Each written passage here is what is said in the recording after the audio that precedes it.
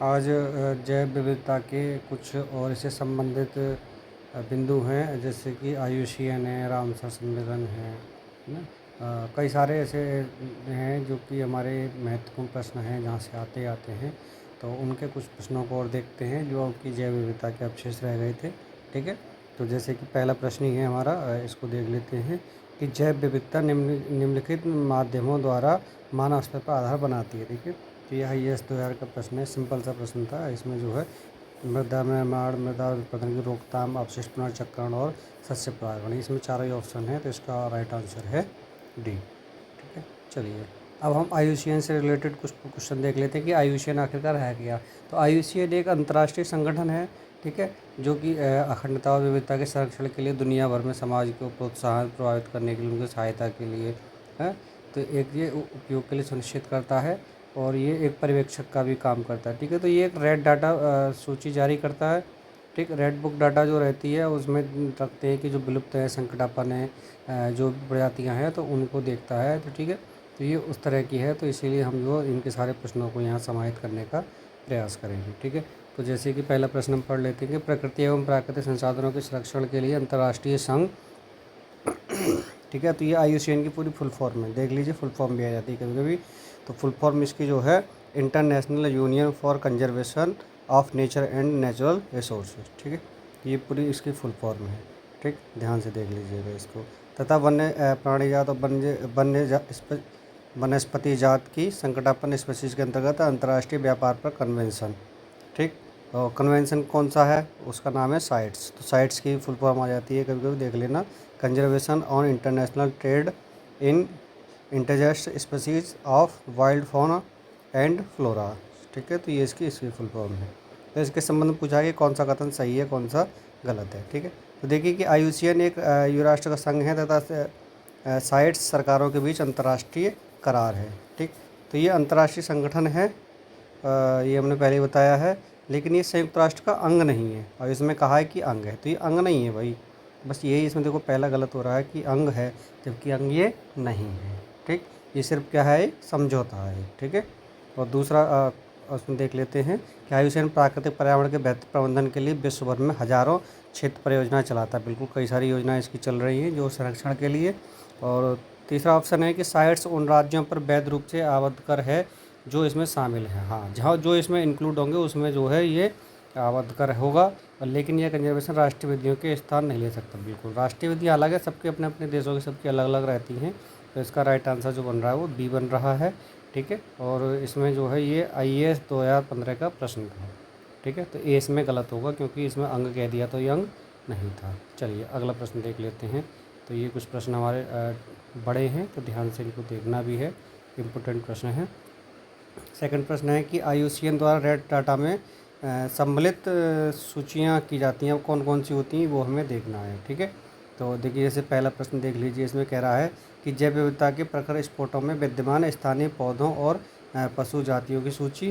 दूसरा है संकटापन्न पौधों और पशु जातियों की सूची। तीसरा है विभिन्न देशों में प्रकृति और प्राकृतिक संसाधन संरक्षण हेतु संरक्षण स्थलों की सूची। देखिए ये जो खास तौर पर काम करता है, ये संकटापन्न जितने भी रहते हैं उनके लिए रेड बुक डाटा में हम नाम दर्ज करते हैं, ना कि किसी और के लिए। ठीक है, और बाकी देखिए ये तो हो ही नहीं सकता क्योंकि संकटापन्न इसमें आ ही नहीं रहा है, ना थर्ड में आ रहा है ना। तो इसका आप देख लेते हैं एक बार, तो इसका राइट आंसर ओनली सेकंड ही होगा। ये IAS 2011 का क्वेश्चन था। ठीक है, IAS के इसीलिए इंक्लूड कर रहे हैं कि आप लोग एक बार लेवल देख लें, प्रश्नों के लेवल किस तरह के आते हैं। ठीक है, चलिए अगला प्रश्न देख लेते हैं हम। रेड बुक डाटा अथवा रेड लिस्ट, बात एक ही है। ये किससे संबंधित है, तो ये हम बताइए आ रहे हैं, टॉपिक का नाम भी IUCN है, तो ये IUCN होगा, ऑप्शन बी। ठीक है, अगला देखिए, रेड बुक डाटा बुक में कौन सी सूची होती है, तो किस रंग की होती है, क्या कह रहा है, सूचना पूछ रहा है हमसे कि कौन सी सूचना होती है। तो कौन सी सूचना होगी, देखिए अभी बताया था हमने, बताइए। तो ये होगी लुप्त प्राय, जो संकटापन्न होंगे या लुप्त होने के कगार पर होती हैं, वो इसमें इंक्लूड की जाती हैं। ठीक है, तो इसका राइट आंसर हो जाएगा डी। ठीक है, अगला प्रश्न देखते हैं, वही फिर से रिपीट प्रश्न हो गया कि इसका प्रकाशन कौन करेगा, IUCN। ठीक है, बिल्कुल सेम कॉपी पेस्ट क्वेश्चन है। विलुप्त होने वाली प्रजातियों की सूची संबद्ध है रेड बुक डाटा, ये बहुत इंपॉर्टेंट है। और ये आपको प्रश्न कई पेपर होंगे वनडे वाले, उसमें तो ये रखे हुए मिलते हैं ऐसे प्रश्न। ठीक है, कहीं नहीं जाते हैं, तो इसीलिए इन प्रश्नों को आप नोट कर लीजिए, IUCN विलुप्त प्राय प्रजातियों की सूची डाटा बुक डाटा है। ठीक है, ठीक। अगला देखते हैं क्वेश्चन नंबर 7। फिर से वही प्रश्न रिपीट हो गया कि रेयर प्रोटोकॉल का संबंध है, तो ये देखिए किससे होगा, विलुप्त वर्ड आ गया, विलुप्त संकटग्रस्त जीव जंतु और पौधों के लिए होता है, तो इसका बी ऑप्शन होगा। रेयर बुक डाटा में आंकड़े आते हैं, तो कौन से आएंगे भाई, सिप्त विलुप्त प्रजातियाँ आएंगी। ठीक है, और बाकी हमें किसी से मतलब नहीं कि विदेशी प्रजाति है या देसी प्रजाति है, बट विलुप्त होती तो हम इसको इंक्लूड करते।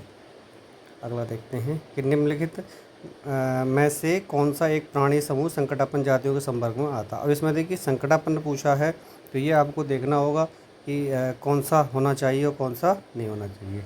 ठीक है, तो जैसे कस्तूरी मृग है, लाल पांडा भी है, और एशियाई गधा है जो गुजरात में पाया जाता है। ठीक है, महान भारतीय सारंग भी है, तो इसका ए ऑप्शन ही बन रहा है। ठीक, इसका राइट आंसर हो जाएगा ए। अगला क्वेश्चन देखते हैं कि निम्नलिखित भारतीय पक्षियों में कौन सा अधिक संकटापन्न है। ये इंपॉर्टेंट प्रश्न है, इसको ध्यान से देख लीजिए क्योंकि भारतीय आ रहा है, इसीलिए इसको आप ध्यान से देखना है। तो इसका है ग्रेट इंडियन बस्टर्ड। ठीक है, तो ये ग्रेट इंडियन बस्टर्ड। ठीक, अगला प्रश्न देखते हैं, किसी प्रजाति को विलुप्त होने के लिए अगर माना जाता है, तो ये इस चीज़ का प्रश्न है, तो इसकी याद कर लीजिए। जनरली 50 वर्ष से अगर कोई भी प्रजाति हमारी विलुप्त हो रही नहीं दिखाई दे रही, तो विलुप्त में आ जाएगी। ठीक है, अगला प्रश्न देखते हैं।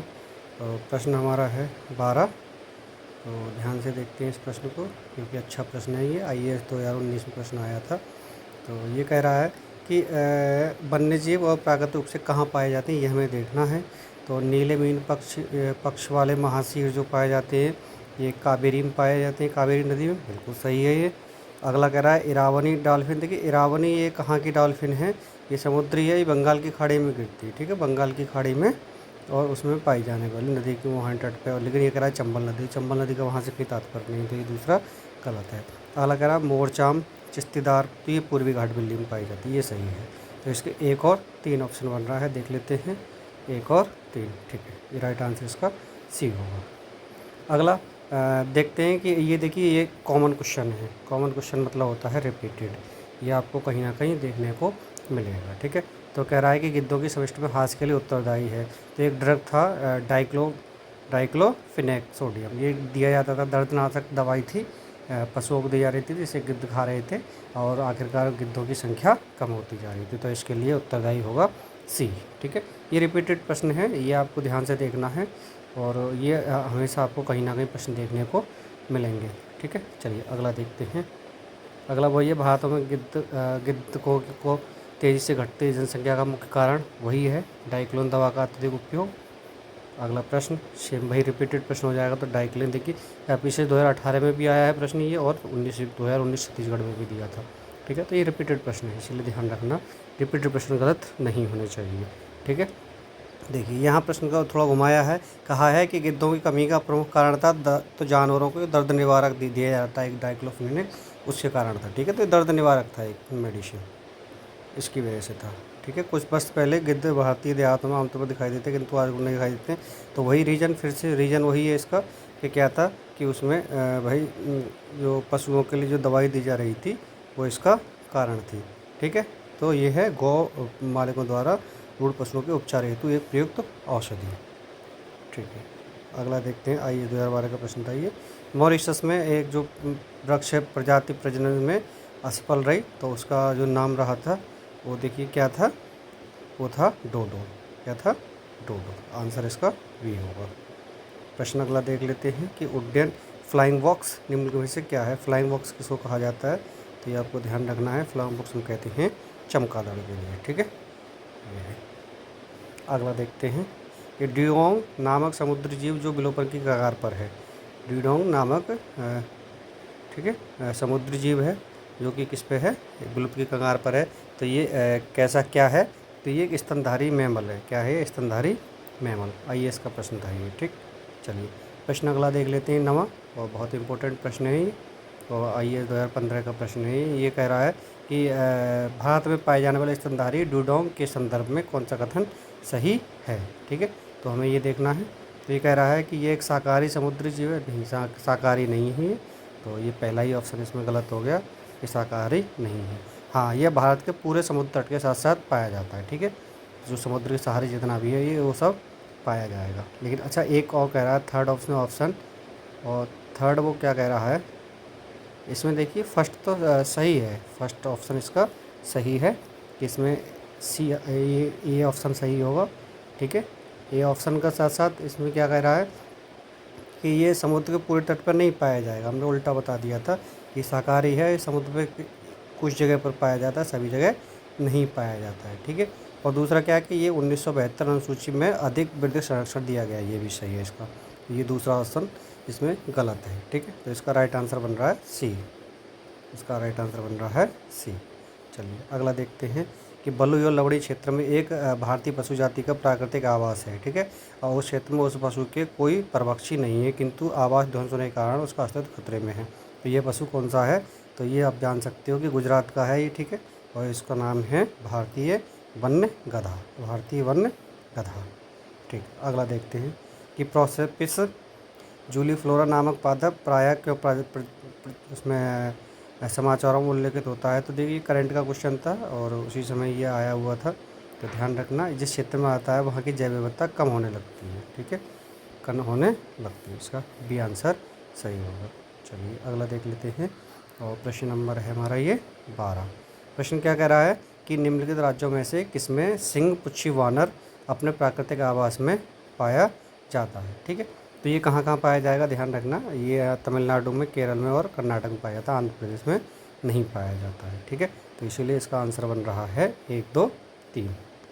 प्रश्न अगला देख लेते हैं, और प्रश्न है कि निम्नलिखित विचारों कीजिए कि काली गर्दन वाला सारस, चीता, उड़न गिलहरी, हिम तेंदुआ। ठीक है, और ये प्राकृतिक रूप से पाए जाते हैं। तो ये सारे के सारे प्राकृतिक रूप से पाए जाते हैं, लेकिन चीता जो है, अभी देखा होगा मोदी जी ने भारत दूसरे देश से, दक्षिण अफ्रीका से इसको मंगवाया था, तो इसीलिए ये प्राकृतिक नहीं हो सकता। तो इसमें जो है दूसरा ना होगा, तो 1, 2, 3 राइट आंसर हो जाएगा। ठीक है, 1, 2, 3 राइट आंसर। अगला देखते हैं, और प्रश्न है कि भारत की जैव विविधता के संदर्भ में सीलोन, फ्रॉगमाउथ, कॉपर स्मिथ, वारबेट, ग्रे चिडविमेंट और हाइब्रिड रेस्टार्ट ये क्या हैं सब, तो ये क्या हैं, ये पक्षियों के नाम हैं। ठीक है, ये क्या है, पश्चिमी घाट और श्रीलंका में पाए जाने वाले पक्षी हैं। ठीक है, तो ये ध्यान रखना, ये चर्चित रहे थे, इस वजह से जो है इनको प्रश्न पूछा गया था। आइए 2020 में आया था ये। ठीक है, चलिए अगला प्रश्न देख लेते हैं। कह रहा है कि अंडमान निकोबार द्वीप समूह में लवण जल मगर पाया जाता है। बिल्कुल सही है, ये सही कह रहा है कि हाँ ये अंडमान निकोबार द्वीप में पाया जाएगा। दूसरा कह रहा है मालाबार क्षेत्र के पश्चिमी घाटों में श्रू और टैपिर पाए जाते हैं, क्योंकि ये गलत कह रहा है। तो ये खासतौर पर कहाँ पाए जाते हैं, हिमालय श्रृंखला में पाए जाते हैं। कहाँ पाए जाते हैं, ये हिमालय श्रृंखला में, तो इसीलिए ये ऑप्शन गलत होगा। तो इसका राइट आंसर ए हो जाएगा। ठीक है, चलिए अगला प्रश्न देखते हैं। भारत में रेड पांडा प्राकृतिक रूप से केवल पश्चिमी घाटों में पाया जाता है।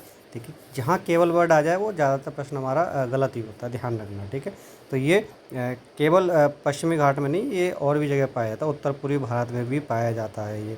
ठीक है, और इसे मुख्य रूप से सिक्किम, पश्चिम बंगाल और अरुणाचल प्रदेश राज्यों में देखा जाता है। ठीक है, तो ये ऑप्शन पहला गलत हो गया। अगला कह रहा है कि भारत में स्लो लोरिस उत्तर पूर्व के सघन वनों में रहता है। हाँ ये सही है कि ये यहीं रहता है, तो इसका राइट आंसर होगा बी।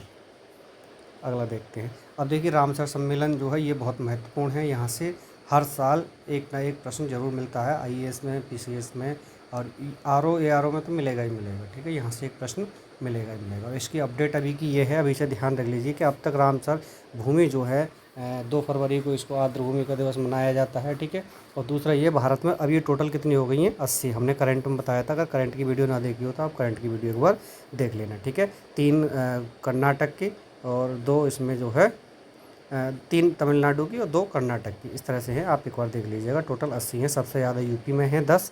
ठीक है, उसके बाद तमिलनाडु में आती हैं 14 तमिलनाडु में, और यूपी में 10, सेकंड नंबर पे यूपी है।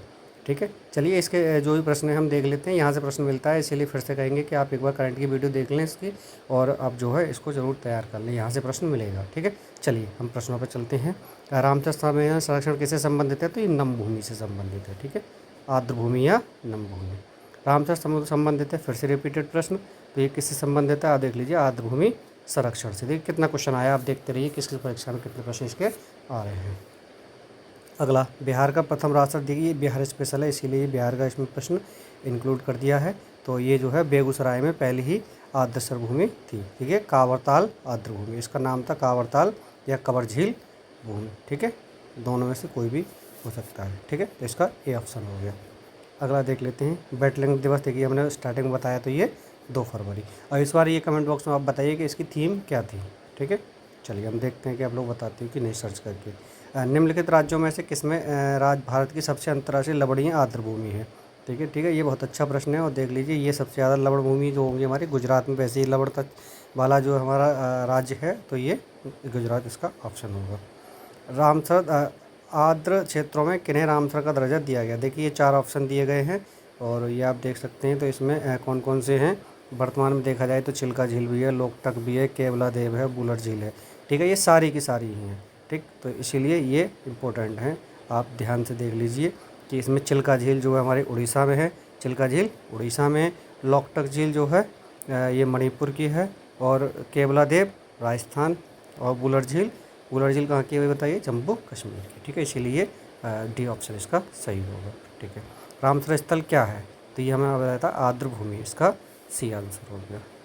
अगला देखते हैं कि आर्द्र भूमि से संबंधित है कि भारत के किसी एक राज्य में है, तो क्या है, बुलर झील। देखो अभी ऑप्शन आया ही था, हमने बताया था कहाँ पे है ये, जम्मू कश्मीर में, ठीक है। चलिए अगला देखते हैं। अगला प्रश्न कह रहा है कि रामसर कन्वेंशन के अंतर्गत रामसर स्थल है। अब देखिए इसमें आपको ढूंढना है कि कौन सा रामसर स्थल होगा। तो इसमें देखा जाए तो सुंदरबन भी रामसर स्थल है हमारा, और भोज आर्द्र स्थल इस नाम से क्लियर हो रहा है, ठीक है। तो इसमें 2 ऑप्शन सही हैं, सी एंड डी, 2 ऑप्शन सही होंगे, ठीक है। अगला देख लेते हैं।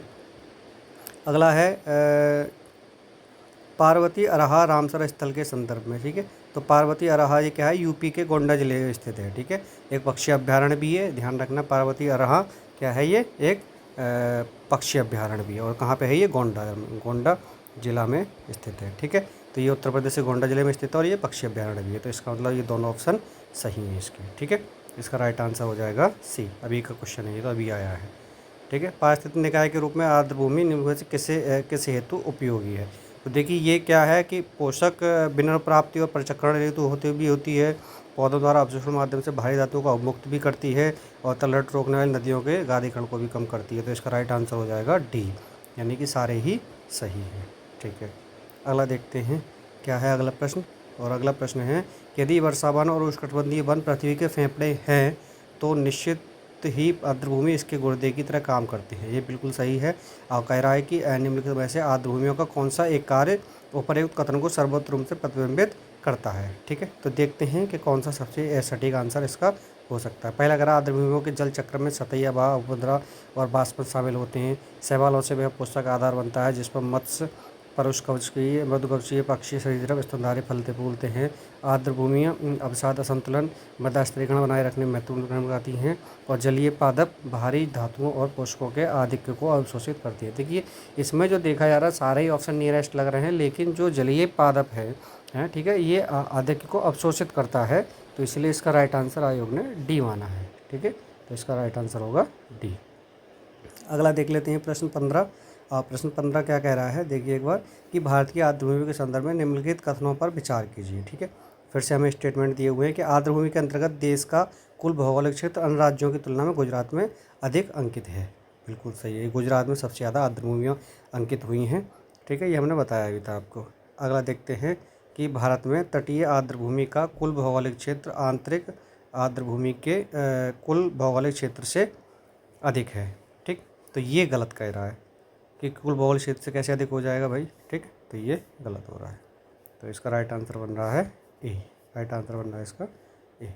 अगला देखते हैं 16वां प्रश्न। और 16वां प्रश्न है हमारा कि ये IAS 2019 का प्रश्न है, इसलिए देखिए इसको ध्यान से ज़रा, ठीक है। रामसर सम्मेलन के अनुसार भारत के राज्य क्षेत्र में सभी आदमियों को बचाना और सुरक्षित रखना भारत सरकार के लिए अतिध्यादेश है नहीं। ये कि एक समझौता हुआ है, हस्ताक्षरित है, ठीक है। तो ये इसीलिए जो है ये ऑप्शन नहीं होगा। आर्द्रभूमि नियम 2010 भारत सरकार ने रामसर की संस्कृति के आधार पर बनाए थे। 2010 का कहाँ था, 1971 में ये ईरान के जो एक रामसर जगह थी वहाँ पे हुआ था, और 1975 में प्रभावी हुआ, तो तभी भारत इसमें शामिल हुआ था। 2010 का कोई मतलब नहीं बनता है, ठीक है। अगला देखते हैं। और कह रहा है कि आर्द्रभूमि ये संरक्षण प्रबंधन नियम 2010 आर्द्रभूमि के अववाह क्षेत्र व जल क्षेत्रों को भी सम्मिलित करते हैं जैसा कि प्राधिकार द्वारा निर्धारित किया गया। हाँ ये है कि एक संरक्षण ये सब बनाया गया, ठीक है। तो उसके आधार पर भारत सरकार का कोई रोल नहीं है इसमें, ये जो कह रहा है ना ये गलत कह रहा है इसमें। तो इसका राइट आंसर ओनली सी बन रहा है, यानी कि थर्ड वाला। तो कौन सा हो जाएगा इसमें? सी हो जाएगा। ठीक है, चलिए और कुछ अधिनियम देख लेते हैं जो जैव विविधता से संबंधित है और इम्पोर्टेंट भी है। ठीक, जो हमारे प्रश्न परीक्षा में अधिकतर आए हैं। जैसे पहला प्रश्न ही कह रहा है कि भारतीय संसद द्वारा जैव विविधता अधिनियम कब पारित हुआ? तो दिसंबर 2002। 2002 तो याद रहता है, लेकिन दिसंबर 2002, इसलिए ध्यान से देख लीजिएगा। ठीक है, वही रिपीट कर दिया प्रश्न, 2002। अगला देखते हैं, भारतीय राष्ट्रीय जैव विविधता प्राधिकरण स्थापित हुआ था, तो ये कहाँ स्थापित हुआ था ये देखना है। तो ये किया था हमारा चेन्नई में 2003 में। 2003 में नियम बनाया था, उसके बाद इसको ये जो है जैविक विविधता प्राधिकरण स्थापित किया था। अगला देखते हैं कि इसको शॉर्ट में बोल देते हैं एनवीए, राष्ट्रीय जैव विविधता प्राधिकरण। भारत में कृषि संरक्षण में किस प्रकार सहायक है? देखिए कृषि में ये किस तरह से सहायक होगा, तो ये कह रहा है कि जैव चोरी को रोकता है और देश और परंपरागत अनुवंशिक संरक्षण प्रदान करता है। बिल्कुल सही है। अगला कह रहा है कि एनबीए कृषि पदों का अनुशासन संशोधन पर चल रहे वैज्ञानिक शोधों को प्रत्यक्ष मॉनिटर करता है और इसका निरीक्षण। वैज्ञानिक कोई अनुसंधान भी इस तरह का कुछ मॉनिटर, प्रत्यक्ष मॉनिटरिंग तो कोई नहीं होती है, अप्रत्यक्ष तरीके से होती है। ठीक है, तो ये ऑप्शन नहीं होगा। अगला कह रहा है कि एनबीए की अनुशंसा के बिना आनुवांशिक जैविक संसाधनों से संबंधित बौद्धिक संपदा अधिकार हेतु आवेदन नहीं किया जा सकता है। बिल्कुल सही कह रहा है। ठीक है, तो इसका राइट आंसर 1 और 3 होगा। आइए इसका प्रश्न था ये 2012 का। अगला देख लेते हैं, कह रहा है world life international. World life international ये एक संगठन है। ठीक, इसके संदर्भ में ये कुछ ऑप्शन दिए हैं और इसमें देखना है कि ये ऑप्शन कौन कौन से सही हैं। ये कह रहा है कि यह संरक्षण संगठनों की विश्वव्यापी भागीदारी है। बिल्कुल सही है। जैव विविधता हॉटस्पॉट की संकल्पना इस संगठन से शुरू हुई। देखो हॉटस्पॉट चीज़ अलग थी, ये चीज़ अलग है। ठीक है, तो ये जैव विविधता से इसका कोई भी संबंध नहीं है। ठीक, जैव विविधता हॉटस्पॉट से इसका संबंध नहीं है। यह महत्वपूर्ण पक्षी और जैव विविधता क्षेत्र के रूप में ज्ञात, हाँ ये सही कह रहा है कि पक्षी और जैव विविधता क्षेत्र के रूप में ज्ञात निर्दिष्ट क्षेत्रों की पहचान करता है बस ये। ठीक है, तो ये जो है इसका 1 और 3 ऑप्शन होना चाहिए। देखते हैं कौन सा है। ठीक है, इसका जो है सी ऑप्शन होगा 1 और 3। अगला देखते हैं कि कौन सा कथन एक सही है। अब देखिए इसमें हमें जो है 4 ऑप्शन दिए हुए हैं, इसमें से एक देखना है कि कौन सा सही होगा। ठीक है, चलिए पहला देखते हैं। पहला कह रहा है कि जैव सुरक्षा पर कार्टाजेना उपसंधि के पक्षकारों की प्रथम बैठक 2004 में फिलीपींस में आयोजित हुई थी। देखिए ये जो है 2004 में हुई थी, लेकिन फिलीपींस ना होकर मलेशिया की राजधानी मलेशिया में हुई थी, तो फिलीपींस तो ऑप्शन है ही नहीं, तो ये ऑप्शन गलत हो गया। अगला कह रहा है भारत जैव विविधता जैव सुरक्षा उपसंधि पर समझौता पर हस्ताक्षर करता नहीं था। हस्ताक्षर किए थे इसने, 2001 में हस्ताक्षर किए थे। ठीक है, तो ये भी ऑप्शन आपका गलत हो गया। और सी कह रहा है जैव सुरक्षा उपसंधि आनुवांशिक रूपांतरित जीवों के से संबंधित है। हाँ ये सही है आपका। ठीक है, जैव सुरक्षा उपसंधि किससे संबंधित थी? आनुवांशिक रूपांतरित जीवों से संबंधित थी। ठीक है, अगला लास्ट और देख लेते हैं कि संयुक्त राज्य अमेरिका जैव संधि जैव समझौता का सदस्य है। नहीं, ये सदस्य नहीं है। ठीक है, ये सदस्य नहीं, तो इसका राइट आंसर जो बन रहा है वो सी बन रहा है। कौन सा बन रहा है इसका राइट आंसर? सी बन रहा है। ठीक है, चलिए अगला देखते हैं। और अगला प्रश्न क्या कह रहा है हमारा, ध्यान से देखते हैं कि वाणिज्य में प्रजातिगत और वनस्पति जात के व्यापार संबंधी विश्लेषण। ठीक है, इसको बोलते हैं शॉर्ट में ट्रैफिक। क्या बोलते हैं? ट्रैफिक के संदर्भ में। ट्रैफिक की फुल फॉर्म भी इसमें दे रखी है, trade record analysis for fauna and flora in commerce. ठीक है, तो अब इसमें पूछा है कि इसके संबंध में विचार कीजिए। तो ये कह रहा है कि ट्रैफिक एक यूनैप के अंतर्गत एक ब्यूरो है।